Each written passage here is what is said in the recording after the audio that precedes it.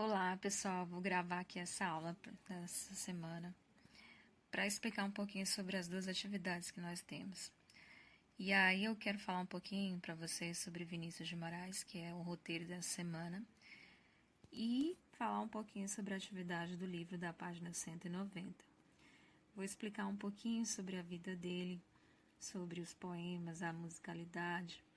E eu queria que vocês prestassem bastante atenção, que vai ser muito fácil para vocês conseguirem resolver as atividades. É da número 1 até a número 5, tá bom? Então vamos lá. Falar um pouquinho sobre Vinícius de Moraes, né? Quem foi Vinícius de Moraes? Fala sobre o lirismo, né? Isso aqui é uma das características fortes dele, né? Das obras. O lirismo é o sentimentalismo, o subjetivismo, a revelação da alma.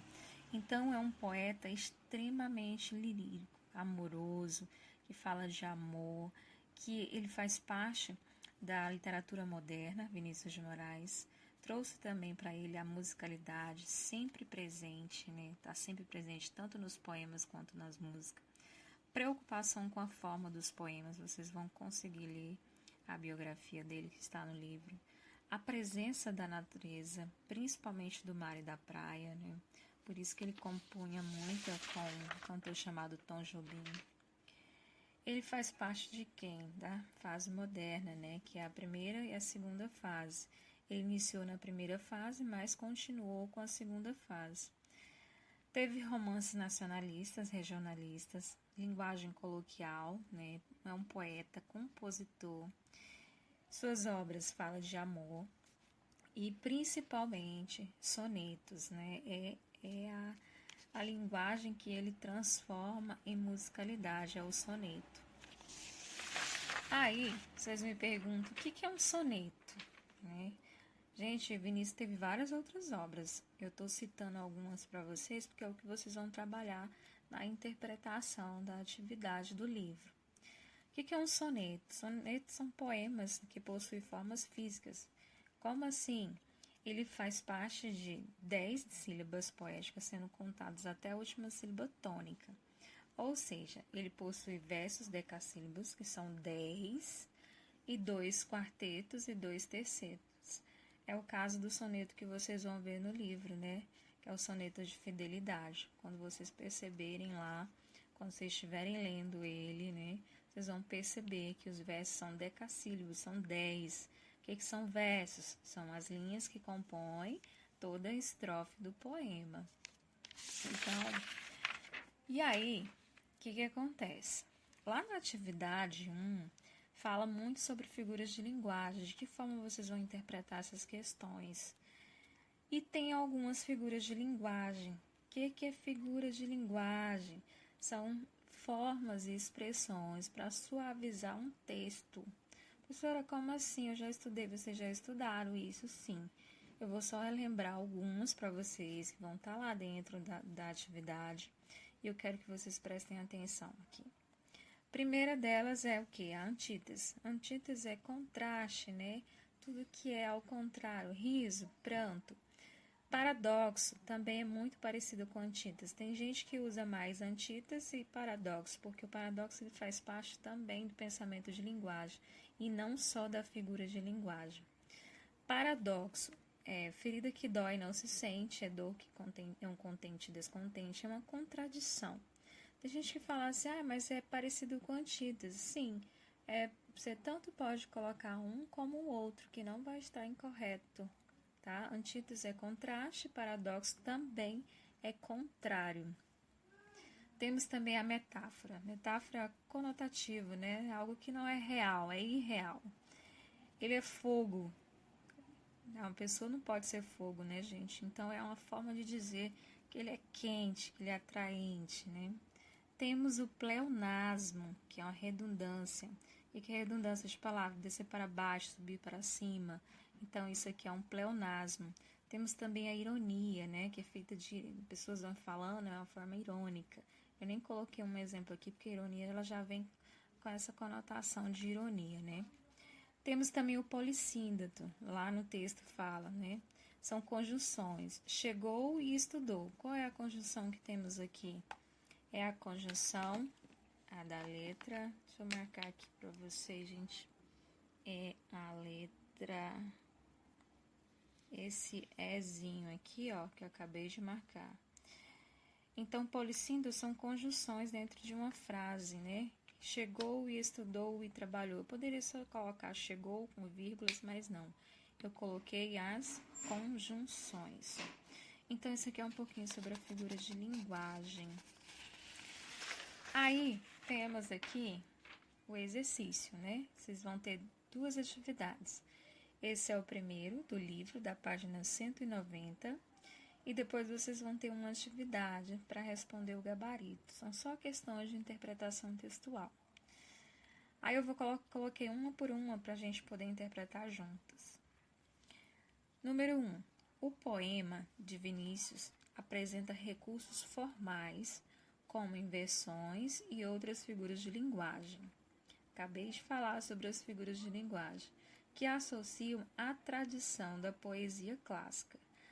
Como Vinícius ele trazia a poesia neoclassicista, que é a clássica, né, de uma forma bem tranquila, bem bonita, a linguagem do Vinícius de Moraes, ele traz poemas para poder elaborar a linguagem. Então é uma linguagem elaborada, apesar de ser elaborada é simples, porém clássica. Aí temos aqui a letra A. Qual é o tipo de composição utilizado? Que composição seria essa? Eu acabei de falar que as composições de Vinícius poderia ser o quê? São todas pautadas no soneto. Então, essa já é uma das atividades. Vou continuar aqui a letra B, tá bom? Acho que a gente já fez a A, agora vamos para a letra B. A fim de constatar o uso de inversões do poema, põe os versos da primeira estrofe na ordem direta. O que seria isso, gente? Ordem direta, inversões do poema também é uma figura de linguagem, que ele tem a função só de fazer a troca, na verdade, né, das palavras, trocá-las de lugar. Lá no a primeira estrofe diz assim, ó, de tudo ao meu amor serei atento. Aí, como que vocês colocariam a inversão? Antes de tudo, serei atento ao meu amor. Isso aí é um dos exemplos da letra B. O que é inversão? Vamos voltar aqui. Inversões é uma figura também de linguagem que faz a ordem direta das palavras ou de frases dentro de um texto. Aí, como exemplo, eu usei o próprio texto mesmo, que seria a resposta. Aí tem na primeira estrofe, diz assim, de tudo ao meu amor serei atento. Aí como que seria a inversão, né? Fiz a troca aí. Antes de tudo serei atento ao meu amor. Aí vocês podem fazer com outras estrofes também, se quiserem, tá bom? Essa é a letra B da número 1. Aí temos também a letra C.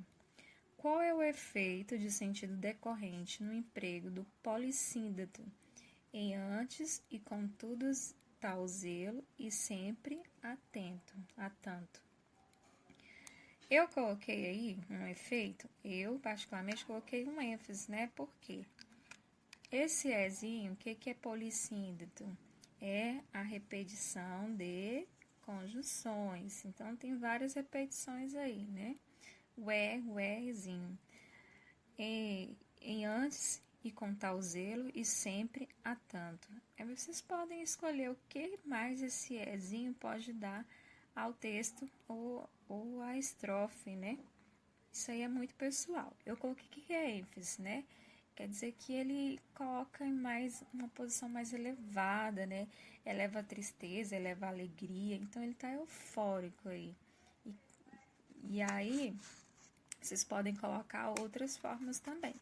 Essa aqui é só um exemplo do que eu coloquei. Vocês podem colocar outras palavras. Letra C, aí vamos para a letra D.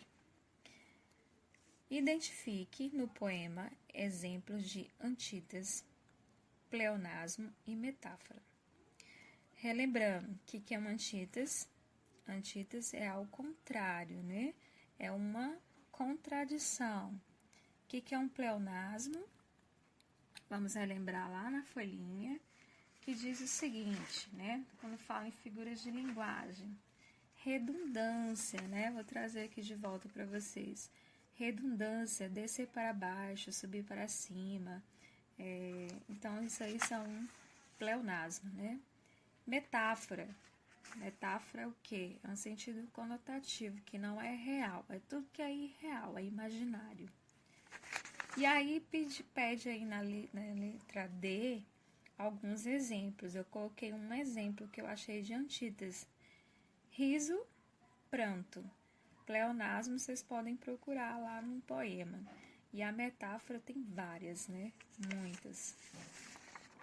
Aí temos a número 2, né? O poema tem como título Soneto de Fidelidade, que eu acabei de dizer para vocês sobre o soneto aí. De acordo com o ponto de vista do eu lírico é quem? O eu poético. Diz o seguinte, na letra A fidelidade exige renúncia. Justifique sua resposta com elementos do texto. Você vai colocar a forma como você interpretar. Sim, né? Lógico. Claro que exige algumas renúncias. De que forma? Aparece lá no texto. Letra B. De acordo com a segunda estrofe, de que outra forma se mostra a fidelidade? Segunda estrofe, vocês sabem qual é, né, gente? Acho que eu não vou nem ler aqui. Aí temos aí, gente, a número 3, né, que fala o seguinte, sobre o eu lírico, imagina a possibilidade de futuramente ocorrer duas situações adversas, uma morte e a outra solidão. Aí temos aí, letra A, para ele, o que é a morte? E a letra B, e a solidão? Aí vocês vão interpretar a forma que vocês encontrarem melhor, tá? E aí, esse eu lírico aí é o eu poético, né? É a forma como o autor imagina que seja a morte e a solidão. Aí temos a número 4.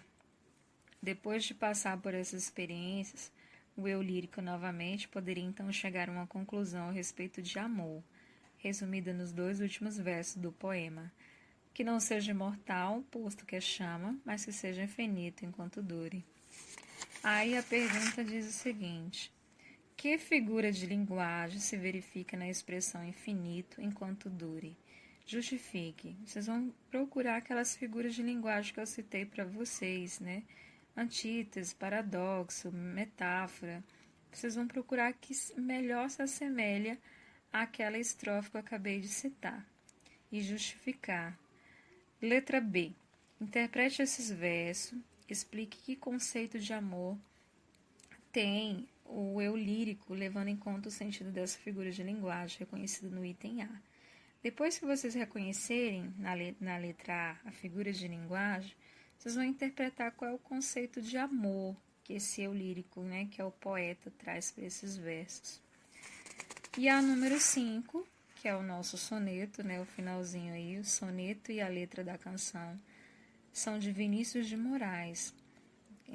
Compare os dois, vocês vão comparar. Vocês podem fazer até uma resposta só. Que semelhanças e diferenças eles apresentam quanto à percepção do eu lírico sobre o amor? Então, qual é a visão de amor, tanto para o soneto como na canção que tem logo abaixo de Vinícius de Moraes? A letra B diz o seguinte: que diferenças eles apresentam em relação à forma e à linguagem? Quais seriam as diferenças? Pouquíssimas, né? Eu vou citar aqui só um exemplo para vocês. Um é um soneto e o outro vem mais com musicalidade, né? Uma música, um trecho de uma música, de uma canção. Aí vocês vão falar um pouquinho sobre isso aí. Na letra C, essas diferenças são compatíveis com o gênero e com o propósito comunicativo de cada texto? Justifique sua resposta. Vocês podem englobar uma única resposta na letra A, na letra B e na letra C, se quiserem. Tá ok? Então, gente, essa aqui é a atividade da página 190. Depois eu vou fazer um vídeo explicando sobre a atividade 2, tá bom? Boa sorte, qualquer dúvida eu estou aqui, estou no Zap, tá bom? Boa sorte para vocês, bons estudos.